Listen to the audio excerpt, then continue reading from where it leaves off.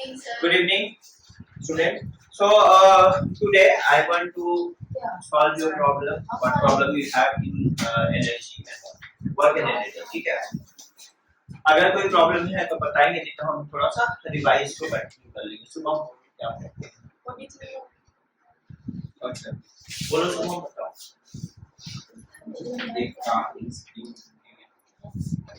देखिए, एक कार है ना?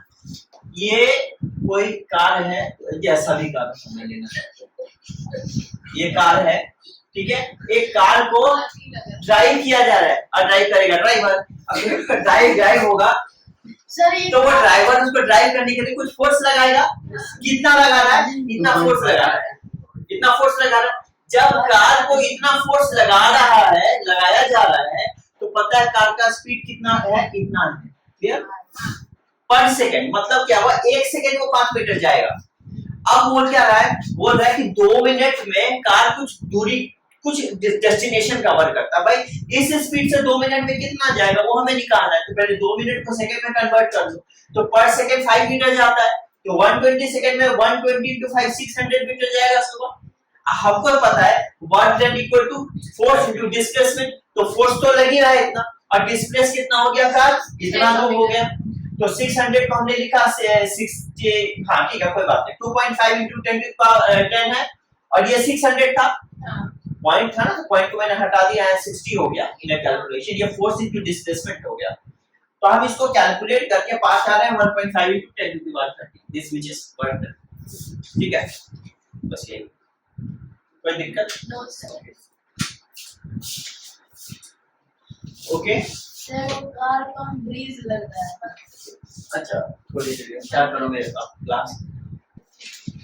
जब किसी बॉडी को ऐसे सपोज करो एक सर्कुलर पाथ है ना, देखोगे देखोगे सर्कुलर पाथ पर कोई बॉडी मूव कर रहा है ना, उस बॉडी का मास हमने ले लिया mm, ठीक है?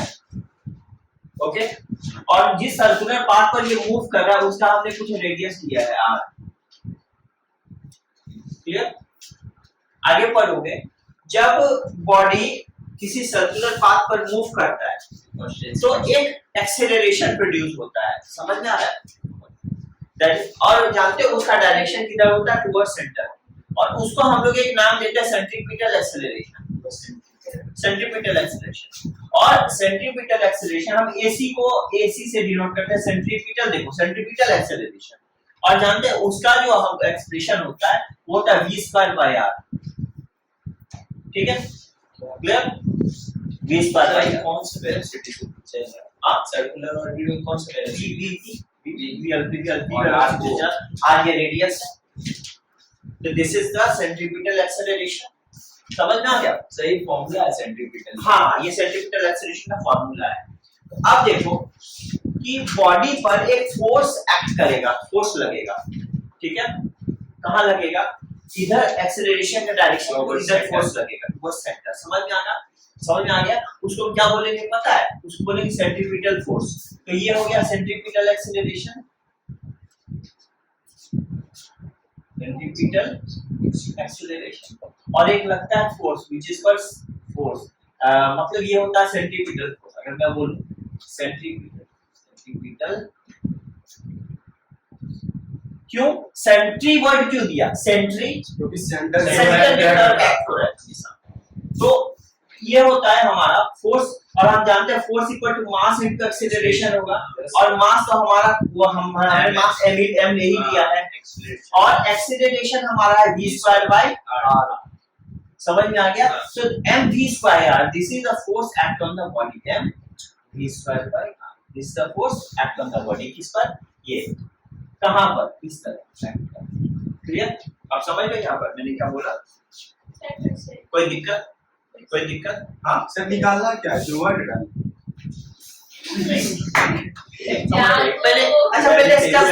पहले स्टेप्स को समझ लीजिए, अपने आप समझ में आ जाएगा। मैं आपको बता दूंगा, क्लास बता दूंगा, समझ में आ गया? तो हम यहाँ से क्या लिख सकते हैं? आर फोर्स, देखो मास तो कांस्टेंट है, ऐसा तो नहीं कि सर्कुलर पाथ में घूमते घूमते बॉडी छोटा हो जाएगा, स्लिप हो जाएगा, ऐसा मास तो फिक्स रहेगा। तो मास हम मैथ्स में जानते हैं, जब हम कोई कांस्टेंट हटाते हैं तो प्रोपोर्शनलिटी साइन देना पड़ता है हमको। तो F is directly proportional to v square by r हम कर सकते हैं यहाँ पर। कांस्टेंट हटाया इसलिए प्रोपोर्शनलिटी साइन डाल दिया। आप लोग समझ गए इस बात को? ठीक है, कंफ्यूजन नहीं है, समझ गए ना? अच्छा, अब देखो, अब हम जानते हैं कि जब कोई बॉडी, सपोज करो कि अगर वो किसी एक पॉइंट को मज्यूम करते हैं, यहां से अगर मूव करते हुए ऐसे पूरा सर्कुलर ट्रैक में यही पहुंचा, तो जानते हो कितना डिस्टेंस कवर किया? इसका circumference, that will be the circumference. And इसका मतलब क्या होगा? यहां जगह नहीं है, मैं यहां लिख रहा हूं, इस स्टेप के बाद यहां लिखना distance covered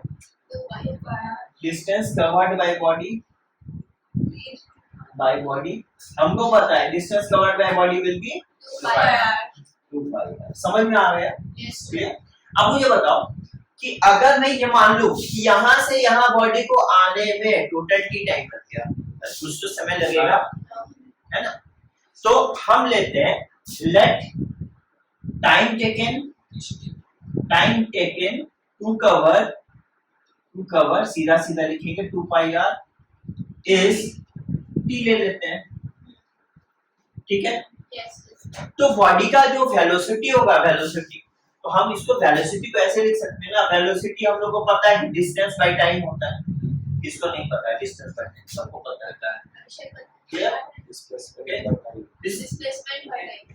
displacement by time, but generally distance ले लेते हैं। यहाँ पर डिस्प्लेसमेंट 0 हो जाएगा, तो यहाँ पर 2 पाई r हो जाएगा डिवाइडेड बाय t हो जाएगा, ये लिख सकते हैं। तो velocity equal to distance by time. यहाँ तक कोई कंफ्यूजन है? अब हम लोग ये भी जानते हैं कि आपका जो 2 पाई है वो तो कांस्टेंट हो, तो बदलने से रहा, वो बदल जाएगा क्या? ये कांस्टेंट है। तो हम क्या करेंगे, हमने पहले भी कांस्टेंट हटाया था, देखो यहाँ से भी कांस्टेंट हटाया था, हम यहाँ से भी कांस्टेंट एक बार हटा देंगे। हम यहाँ से एक चीज लिख सकते हैं, देखो यहाँ मेरा स्पेस नहीं है, हम राइटिंग हियर, तो देखो v इज, हम अगर ये कांस्टेंट को हटा देंगे तो v is directly proportional to r by t लिख सकते हैं ना? कोई दिक्कत? कोई दिक्कत? सर 2 पाई को हटा दिया भाई कांस्टेंट है ना, कांस्टेंट को हटा सकते हैं, मैथ्स करो ना, लेकिन जब कांस्टेंट हटाते हैं तो प्रोपोर्शनल दे सकते हैं, और प्रोपोर्शनल हटाओगे इक्वालिटी दोगे तो कांस्टेंट देना पड़ेगा, है ना? तो हम इसको ऐसे लिख सकते हैं। अब हम एक काम करते हैं, देखिए इसी एक्सप्रेशन को हम अगर स्क्वायरिंग करते तो v square is directly proportional to r square by t square होगा, कोई दिक्कत नहीं। हम एक काम करते हैं, यहाँ पर v square is directly proportional to, यहाँ पर r स्क्वायर है बाय t स्क्वायर है ना? हम एक काम करते हैं, यहाँ पर क्या, यहाँ पर ना हियर t स्क्वायर, यहाँ r स्क्वायर की जगह पर हम लोग यहाँ पर r लिख सकते हैं, इनटू r लिख सकते हैं क्या? रीजन मैं आपको बता देता हूँ, ठीक है? हाँ, यहाँ नहीं, r क्यूब यहाँ पर हमारा हो जाएगा, एंड यहाँ पर t स्क्वायर r हो जाएगा। एक कोई एक्सप्रेशन यहाँ पर हमको मिल जाएगा, v स्क्वायर बाय r। अच्छा एक चीज, हाँ एक चीज और मुझे अभी याद पड़ा, मैं भूल गया था, रुको मैं एक चीज भूल गया था, मुझे अभी याद पड़ा। हमने अगर इसको मल्टीप्लाई किया तो कोई, पहले ये बताओ कोई फर्क पड़ेगा? कोई फर्क पड़ेगा? क्या फर्क पड़ेगा? अब मैं बताओ, मैं यहाँ पर 2 लिख रहा हूँ और मैंने क्या किया, 2 को मैंने 7 से मल्टीप्लाई कर दिया डिवाइडेड बाय 5, तो इसके रिजल्ट से क्या फर्क पड़ेगा? क्या आपको खुशी हो जाएगा? नहीं पड़ेगा। तो इसमें कैसे फर्क पड़ गया? हमने तो सेम नंबर से मल्टीप्लाई उसी से डिवाइड किया। सर r तो कट भी जाएगा, भाई कट जाएगा, इसीलिए तो लिखा कि कोई फर्क ना पड़े, यानी कि आप 2 को तो 2 लिख सकते हो, 2 को तो 2 लिख सकते हो, कोई फर्क पड़ेगा? सर आप बताना क्या चाह रहे हैं? सर जब वो लोग कट ही जाएगा तो आप लिख ही क्यों रहे हैं? फिर तो वही चीज आ जाएगा ना जो आप ऊपर में लिख रहे हैं। हाँ लेकिन हमारा पहले ये बताओ क्या लिखना ठीक है कि गलत? कोई फायदा ही नहीं है, गलत है। अच्छा फायदा नहीं, गलत भी नहीं, क्लियर? अब देखो कैसे फायदा निकला, गलत तो नहीं है ना, ये तो कर सकते हैं, कंफ्यूज तो नहीं हो रहे हो, गलत तो नहीं है, क्यों करें? चलो यार क्यों अभी बता रहे हैं, अब कैसे थोड़ा ध्यान करो। तो यहाँ देखो, यहाँ पर v स्क्वायर हो गया, डायरेक्ट ये हो गया r square into r cube हो गया, और यहाँ पर हो गया t स्क्वायर, और यहाँ नीचे r हो गया, कोई प्रॉब्लम? No sir. कोई प्रॉब्लम नहीं है, ठीक है। अच्छा, तो यहाँ पर एक चीज आपको बताइए, आर था क्या? रेडियस। रेडियस। और टी स्क्वायर क्या था? टाइम। टाइम, ठीक है। क्या जब बॉडी सर्कुलर पाथ पे घूमेगी तो क्या रेडियस घट जाएगा क्या? नहीं। जब एक काव को बांध देते हैं, रस्सी से घूमता है तो रस्सी छोटा पड़ जाता है, नहीं। तो रेडियस ये छोटा तो नहीं पड़ेगा? नहीं। टाइम पीरियड बदलने से आप बदलेगा नहीं, यानी जिस टाइम में घूम के यहाँ आ रहा है अगर वही स्पीड हो तो घूम करके उसी टाइम में तो वहाँ पहुंचेगा। स्पीड अगर वही तो टाइम लगेगा ना। हाँ। तो इसका मतलब क्या हुआ? I can again write that v square is directly proportional to 1 by r। ये लिख सकते हैं कि हम हटा सकते हैं क्योंकि कांस्टेंट है। सर कांस्टेंट वहाँ में आर कहाँ से आ Here से बताएंगे। d by r। अरे भाई ये r cube by t square है ना, हाँ। कांस्टेंट है ना। तो जैसे हमने यहाँ कांस्टेंट कांस्टेंट कैसे होगा? हमने वही बताया, क्या r बदलेगा? नहीं। तो r क्यूब नहीं बदलेगा, टाइम पीरियड नहीं बदलेगा, वो भी आने। सर हम कहते हैं आर को हटा दीजिए ना, स्क्वायर कर दीजिए। क्या करना है वो हम कर लेंगे, पहले बात को तो समझिए। मैं कह रहा हूँ r क्यूब चेंज होगा क्या? r चेंज होगा क्या? रेडियस। तो r चेंज नहीं होगा, ये कांस्टेंट होगा, तो r क्यूब का वैल्यू भी तो कांस्टेंट है ना। तो t कांस्टेंट है तो t स्क्वायर भी तो कांस्टेंट है, वो भी तो फिक्स रहेगा ना। नहीं फिक्स रहेगा, फिक्स रहेगा ना। तो ये हमारा कांस्टेंट है, तो हम प्रोपोर्शनल 1 बाय r करके यहाँ पर, अरे मैं कांस्टेंट हटा दिया। हाँ, आप समझ गए ना? क्लियर? तो सर जब कांस्टेंट कोई या तो फिर 2 pi r तो भी और आप पहले इस चीज को क्लियर करिए, अगर यहाँ पर कोई कंफ्यूजन होगा then I will clear it. Sir clear, आप यहाँ से 2 बाय r से कैसे स्टार्ट करिए? कहाँ पर 2 बाय r से? 2 बाय समझ गए कांस्टेंट है आपका, बताओ वो कहाँ समझ गए? वो आपका r जो आया ना वो इसका है ना, यहाँ समझे, ये समझे, ये समझे? अच्छा ये नहीं समझे, कोई दिक्कत नहीं। सर वो जो आप r है ना वो मेरे माथे के ऊपर है। हाँ सेम। वो r आपका है लगे, देखिए आपको हम बताते हैं r स्क्वायर t स्क्वायर भी मानेगा, उसको कांस्टेंट मान लीजिए। इसको कांस्टेंट मानेंगे ना, हाँ। कोई प्रॉब्लम नहीं है, लेकिन तो हम वही वही ना, हमको तो इनवर्स स्क्वायर लॉ के हिसाब से दिखाना है कि जो आपका फोर्स होगा that will be inversely proportional to 1 by r square ना। तो जो आपका न्यूटन से वो जो है एक लॉ है ना, लॉ ऑफ ग्रेविटेशन, याद है? F = g m1 m2 by r square. तो अगर हम इसको यहाँ पर g m1 m2 कांस्टेंट रखते तो force is inversely proportional to 1 by r square नहीं होता है? उसको वेरीफाई करेंगे ना इनवर्स स्क्वायर लॉ के हेल्प से, that I am going to do, इसीलिए हमने ऐसा किया। हां r से ले मल्टीप्लाई। हां, टू वेरीफाई दैट, उसको वेरीफाई करना। अपना मुझे अब देखिए, अब r हो गया ऊपर मल्टीप्लाई, r हो गया नीचे मल्टीप्लाई, तो ऊपर हो गया r क्यूब, नीचे 1 बाय r हो गया। अब तेजस एक बात बताओ, ये कांस्टेंट है कि नहीं है? ये कांस्टेंट है कि नहीं है? तो r क्यूब कांस्टेंट होगा, t स्क्वायर भी कांस्टेंट होगा, तो ये पूरा टर्म कांस्टेंट होगा। तो जब कांस्टेंट हटा सकते हैं तो यहाँ से भी हम कांस्टेंट को हटा सकते हैं, कोई प्रॉब्लम है? कांस्टेंट को हटा दिए तो v is inversely proportional to 1 by r square, 1 by r हो गया। कोई दिक्कत? अच्छा कोई दिक्कत। अब मेरी बात, यहाँ एक काम करेंगे, अब फोर्स वाला हमको यहाँ फोर्स मिल रहा था ना सर यहाँ पर भी तो कांस्टेंट होगा, कहाँ पर? वेलोसिटी इज 2 बाय r करके, तो यहाँ पे भी तो कांस्टेंट होगा। तो हमने कहा ना यहाँ पर क्या हो गया, ये कौन सा 2 बाय, तो 2 बाय r का होल इक्वल कांस्टेंट हाँ है। ये कांस्टेंट है ना, मेरी बात सुनिए ना, ये कांस्टेंट है ना। तो यहाँ पर हम इसको देखो, ये जो r है ना, r को हम यहाँ नहीं बदल, क्योंकि वेलोसिटी इस पर डिपेंड कर जाएगा कि हमारे r अगर छोटा हो गया तो हमको तो यहाँ से यहाँ आने में कम टाइम लगेगा, ये r अगर बड़ा हो गया तो वो थोड़ा ज्यादा टाइम लगेगा ना। तो वेलोसिटी हमारा यहाँ इस पर डिपेंड हो जाएगा, इसलिए हमने केवल मान लिया पर इसको कांस्टेंट रखा। सर जब आप कांस्टेंट लेंगे तो r बाय 1 होना चाहिए, क्या कांस्टेंट हटा दिया आपको? हाँ तो हटाए तो वही r by 1 मैंने कहाँ r बाय 1? r आप बाय 2 लिखिए। पाई कांस्टेंट लिए। अच्छा कोई बात नहीं है, 2 पाई को कांस्टेंट लिए ना। तो इस केस में आप बताओ, आपका जो वेलोसिटी है वो रेडियस और टाइम पर डिपेंड नहीं करेगा, इसलिए इस पर डिपेंड, यानी वेलोसिटी वैरी कर रहा है, इसके हिसाब से, बट ये तो कांस्टेंट है, इसीलिए हमने केवल 2 पाई हटा के ये directly proportional to r by t। भाई हम समझे कि ये, पर यहाँ पर तो वेलोसिटी रेडियस और टाइम पर वेरी करेगा ना, रेडियस बड़ा होगा टाइम ज्यादा लगेगा तो वेलोसिटी उस हिसाब से ज्यादा कम हो जाएगा, और रेडियस छोटा होगा टाइम कम लगेगा, वेलोसिटी का इस पर डिपेंड नहीं कर रहा है क्या। पर ये तो कांस्टेंट, हमारा 2 पाई को कौन बोलेगा वेरिएबल, तो 2 into 22/7 फिक्स वैल्यू कांस्टेंट है, that is I can remove it and I can write r by. अब समझ गए। अब यहाँ से यहाँ ये वाला कैलकुलेशन क्लियर है। अच्छा नाउ हम इसको नंबर 1 डाल देते हैं, इसको नंबर 2 डाल देते हैं। अब हम क्या करेंगे, फ्रॉम 1 to 1। अब देखो यहाँ पर हम f is inversely proportional to v square by r लिख रहे हैं ना, आएगा r लिख रहे हैं।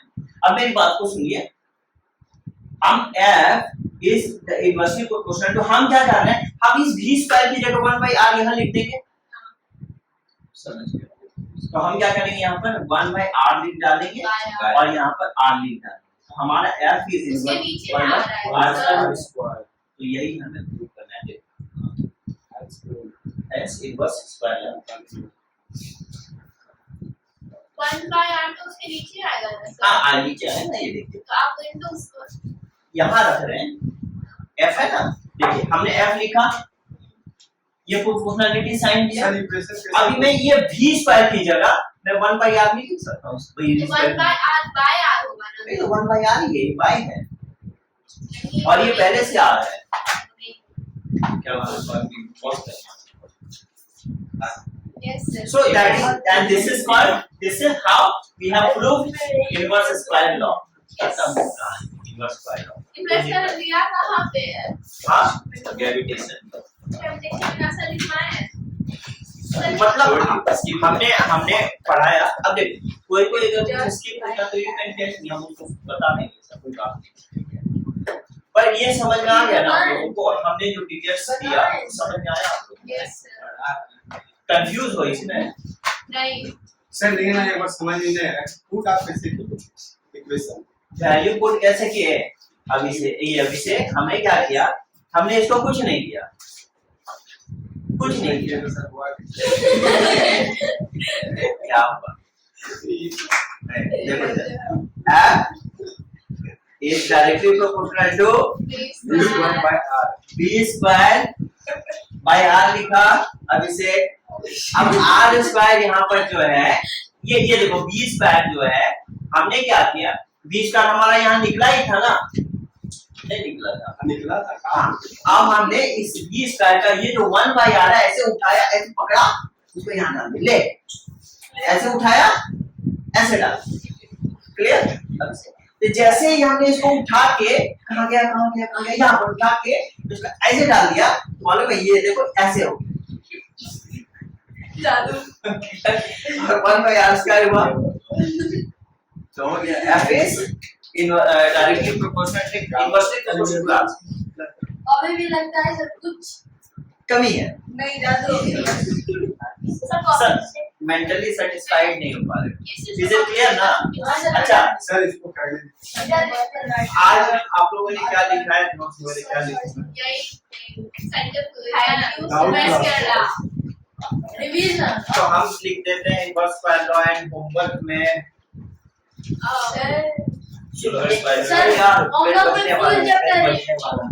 आप एक काम करो, सुनो, हम जो होमवर्क देंगे वो प्रीवियस वाला ही देंगे, एक बार बढ़िया सर नहीं सर पूरा चैप्टर लिखते चैप्टर तो हो चुका है ना, पूरा बिना तो इसको बिना ये भी बोल रहा है अच्छा सुनिए, क्लास नहीं करेगा, अरे मेरी बात तो सुनो ना, हम जो दे रहे हैं होमवर्क, जो आपका 4th डेट को 4 तारीख को जो था, जो आपने आज सुनाया, तो 4 तारीख का कुछ 4 तारीख का ही होमवर्क जो होगा हम उसी को रिपीट करते हैं, अच्छी तरह से हाँ, उसको आप रिपीट कर देते, वो आप करेंगे और बस 2 क्वेश्चन एक्स्ट्रा कर लीजिएगा, और 2 क्वेश्चन एक्स्ट्रा कर लीजिएगा, ठीक है, बस 2 क्वेश्चन एक्स्ट्रा कर लीजिएगा, लिख लीजिए, हम बता देते हैं वो क्या होगा। What is the relationship